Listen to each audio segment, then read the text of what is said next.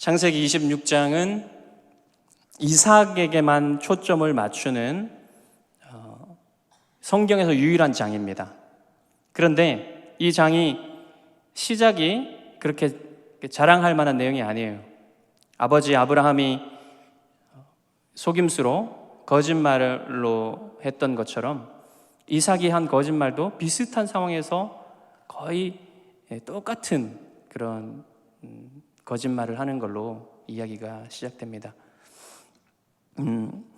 그 아버지의 그 아들, 이런 이름을 지어도 좋은 그런 내용이죠. 그런데 아브라함이 거짓말했던 사람이다. 그리고 그 아들 이삭도 거짓말하는 사람이다. 그 아버지의 그 아들이네. 이런 얘기하려고 이 이야기를 하는 것은 아니겠죠.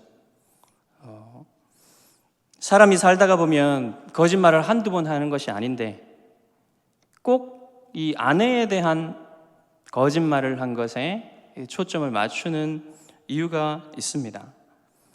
아브라함은 사라의 정체에 대해서 거짓말을 함으로써 약속의 자손인 이삭이 태어날 태를 위험에 빠뜨리는 일을 했고, 또 이삭은 리브가의 정체에 대해서 거짓말을 함으로써 야곱이 잉태할 태를 위험에 빠뜨리는 그런 거짓말이 있기 때문에 이 거짓말이 중요성이 있는 것입니다. 그럼에도 불구하고 하나님은 이들을 지키셨고 하나님의 뜻을 이루어 가시는 것을 볼 수가 있죠.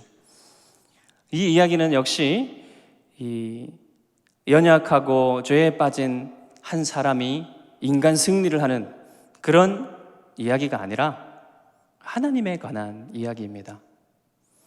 이 본문의 무게 중심은 이삭의 거짓말보다는 하나님의 임재, 하나님의 함께 하심에 있습니다. 하나님은 3번에 걸쳐서 하나님이 이삭과 함께 하신다는 것을 확실하게 보여주셨어요. 3절에 보시면 먼저 내가 너와 함께 할 것이다, 이렇게 미래형으로 말씀하셨고, 24절에 보면 내가 너와 함께 한다 라고 현재형으로 말씀하셨습니다. 그리고 28절로 가보시면 이삭이 살고 있는 지역에서 가장 힘 있는 사람들이 이 이삭에게 여호와께서 너와 함께 계심을 우리가 보았노라, 이렇게 말하게 하시죠. 이렇게 분명히 하나님은 하나님이 함께 하심을 이삭에게 확신시켜 주시고 계십니다. 우리가 성경 전체를 읽어보면 하나님의 편재하심, 어디에나 하나님이 계시다는 것을 알게 되죠. 하나님은 안 계신 것이 없습니다. 하나님이 어디에나 계신다면 누구하고나 다 가까이 계시겠죠. 그럼 여기서 말하는 하나님이 이삭과 함께 하신다는 것은 무슨 말일까요? 무슨 뜻일까요? 하나님은 물질이 아니시기 때문에 공간적으로, 물리적으로 어떤 사람과 멀거나 가깝거나 할 수는 없어요. 물리적인 거리와는 아무 상관이 없는 얘기입니다. 물리적인 공간은 유한하지만 하나님은 무한하시죠. 하늘의 하늘이라도 하나님을 담을 수는 없습니다. 하나님이 우주를 창조하셨고 우주는 하나님 안에 있는 것이죠. 하나님이 우리와 함께 하신다는 말은 그러니까 다른 의미로 생각해야 돼요. 이것은 관계적인 의미입니다. 영적인 의미이고 관계적인 의미입니다. 사람과 사람 사이에도 관계가 있죠. 관계적인 거리가 있습니다. 어떤 사람, 여러분 이곳에 계신 모든 분들도 관계적인 거리가 다 달라요. 그 관계적인 거리를 무시하고 다가갔다가는 좀 난처한 일이 벌어지죠. 함부로 이 관계적인 거리를 마음대로 깰 수가 없어요. 그처럼 하나님과 사람 사이에도 관계적인 거리가 있습니다. 궁극적인 관계적인 거리는 거듭난 사람과 거듭나지 않은 사람, 구원받은 사람과 구원받지 못한 사람의 이 거리가 있는 거예요. 사도 바울은 로마서 5장 10절에서 이렇게 말했습니다. 곧 우리가 원수 되었을 때에 그의 아들의 죽으심으로 말미암아 하나님과 화목하게 되었은즉 화목하게 된 자로서는 더욱 그의 살아나심으로 말미암아 구원을 받을 것이니라. 예수 그리스도의 대속의 은혜를 받은 사람은 하나님과 새로운 관계를 맺게 되었죠. 그래서 그와 하나님이 함께 하시는 사람이 된 것입니다. 그러나 예수 그리스도의 죽으심과 부활에 연합해서 하나님과 화목된 사람은 하나님과 함께 한다는 것을 하나님이 약속해 주셨죠. 말씀해 주시고 또 약속해 주셨죠. 그러므로 그리스도를 믿고 따르는 여러분과 하나님은 늘 함께 한다는 사실을 여러분 믿으시기 바랍니다. 그리고 오늘 본문에서도 확인할 수 있듯이 성경에서 하나님이 함께 하신다는 말은 복이 동반되는 말이에요. 3절에 보시면 내가 너와 함께 있어 내게 복을 주고, 아까 보았던 24절에 보시면 내가 너와 함께 있어 내게 복을 주어, 그리고 28절로 가보시면 여호와께서 너와 함께 계심을 우리가 분명히 보았다고 말씀했죠. 그것은 그 사람들이, 그 땅에서 가장 힘 있는 그 사람들이 오랫동안 야곱을 지켜본 결과 하나님이 야곱과 쭉 함께 계신다는 사실을 야곱이 잘 되는 걸 보고, 야곱이 복을 받는 걸 보고 알았다는 것입니다. 오늘 우리에게도 이 사실은 동일하죠. 하나님은 여러분과 함께 하시며 여러분에게 복을 주십니다. 물론 그 복이 물질적인 복은 아닐 수도 있어요. 하나님이 우리와 함께 하신다는 것 자체가 가장 큰 복이죠. 감리교의 창설자 존 웨슬리는 죽을 때 2번 이렇게 크게 외쳤답니다. 모든 것 중에 모든 좋은 것 중에 가장 좋은 것은 하나님이 우리와 함께 하시는 것이다. 하나님이 여러분과 함께 하심을 확신할 때 여러분의 삶은 변화될 수가 있습니다. 이삭은 아브라함이나 야곱이나 요셉처럼 그렇게 비중 있게 성경에서 다루어지고 있지 않지만,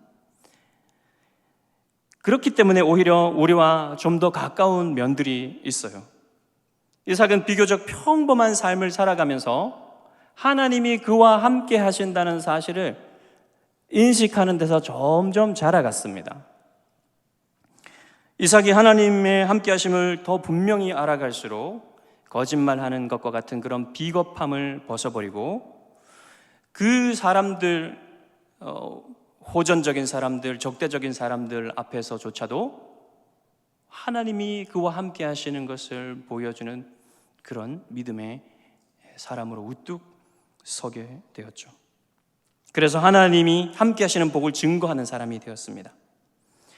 처음에 이삭은 아내를 루이라 속여서 아비멜렉에게 책망을 당했지만 나중에는 큰 복을 받고,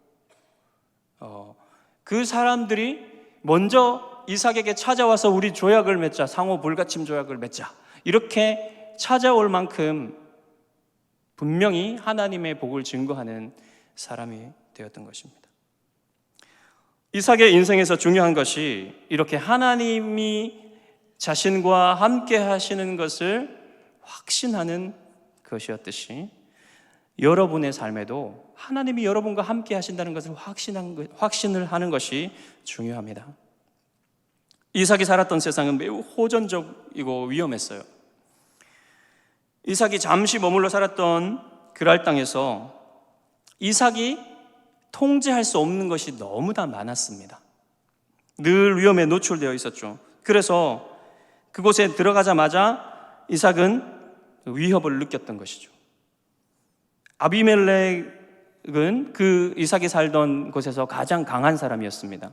만약에 아비멜렉이 원했다면 충분히 리브가를 취할 수 있었을 것입니다. 하지만 하나님이 이삭과 함께 하셨기 때문에 리브가와 이삭은 보호받을 수 있었습니다. 이삭이 리브가와 자신을 지키기 위해서 아무것도 할 수 없었기 때문에 자기가 할 수 있는 거짓말로 자신을 또 리브가를 지켜보려고 했지만 실패하고 말았죠. 그것으로는 자신을 지킬 수가 없었습니다. 하지만 하나님은 아비멜렉에게 두려움을 주셔서 이 하나님이 함께하는 사람들에게 무슨 해코지를 했다가 하나님 앞에 큰 보복을 당할 것이라는 그 두려움을 강하게 느꼈기 때문에 어떻게 하지 못했던 것입니다. 그런데 우리가 사는 세상도 이삭의 세상과 크게 다르지가 않습니다. 우리도 이삭과 똑같이 연약한 죄인들일 뿐이죠. 우리의 힘으로 어떻게 할 수 없는 이 세상에 살면서 때로는 돈으로, 때로는 관계적인 것으로 여러 가지로 애쓰면서 상처받지 않고 어떻게 하면 살아볼까? 이렇게 애쓰고 노력하며 사는데, 그러한 방법으로는 우리가 통제할 수 없는 것이 이 세상에는 늘 존재하죠.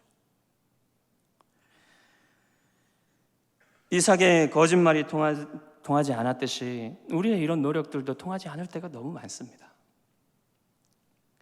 그러나 언제나 변하지 않으며 언제나 우리가 굳게 붙들 수 있는 것이 있습니다. 하나님이 우리와 함께 하셨고, 또 하나님이 우리와 함께 하시며 하나님이 앞으로도 우리와 함께 하실 것이라는 그 약속을 붙드는 것이에요. 그럴 때에 여러분, 이 통제 불가능한, 또 불확실성이 언제나 가득한 이 세상에서 용기 있게 살 수 있는 겁니다. 제가 제 아내에게 가끔 하는 말이 있습니다. 여보, 당신과 함께라면 어디든 갈 수 있어. 근데 여러분은 그렇게 말씀하지 마시고 이렇게 고백하십시오. 주님이 저와 함께 하시기 때문에 늘 안전합니다. 우리 한번 옆에 분들하고 한번 말씀해 보시기 바랍니다. 안 되겠네요. 주님한테 해야지. 그럼 이상하겠네요. 주님께 기도할 때 그렇게 해보시기 바랍니다.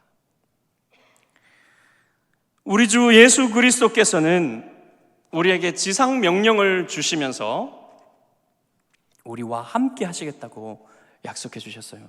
마태복음 28장 18절 20절 우리 같이 한번 읽어보겠습니다. 예수께서 나와 말씀하여 이르시되 하늘과 땅의 모든 권세를 내게 주셨으니 그러므로 너희는 가서 모든 민족을 제자로 삼아 아버지와 아들과 성령의 이름으로 세례를 베풀고 내가 너희에게 분부한 모든 것을 가르쳐 지키게 하라. 볼지어다 내가 세상 끝날까지 너희와 항상 함께 있으리라 하시니라. 아멘. 주님이 사랑하시는 사도 요한도 이 사실을 증거합니다. 요한복음 14장 18절에서 20절에 보시면 내가 너희를 고아와 같이 버려두지 아니하고 너희에게로 오리라. 조금 있으면 세상은 다시 나를 보지 못할 것이로되 너희는 나를 보리니 이는 내가 살아있고 너희도 살아있겠음이라. 그날에는 내가 아버지 안에 너희가 내 안에 내가 너희 안에 있는 것을 너희가 알리라. 여러분, 이삭에게만 하나님이 함께 하셨다고 약속하신 것이 아니라 여러분에게도 함께 하시겠다고 약속하십니다. 하지만 여러분, 이것이 너무너무 확실한 사실임에도 불구하고 하나님이 여러분과 함께 하신다는 사실이 언제나 여러분 마음속에 확실하게 자리 잡는 건 아니에요. 언제나 그게 그대로 그 확신이 있으면 얼마나 좋겠습니까? 그런데 세상은, 여러분의 인생은 언제나 영적 전쟁이에요.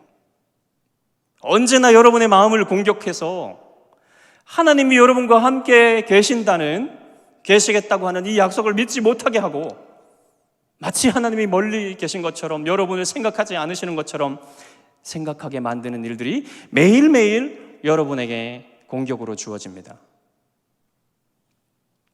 그렇기 때문에 여러분, 영적 전쟁을 하지 않으면, 공격하고 방어하지 않으면 여러분, 이 확신이 언제든 떨어질 수 있는 것입니다.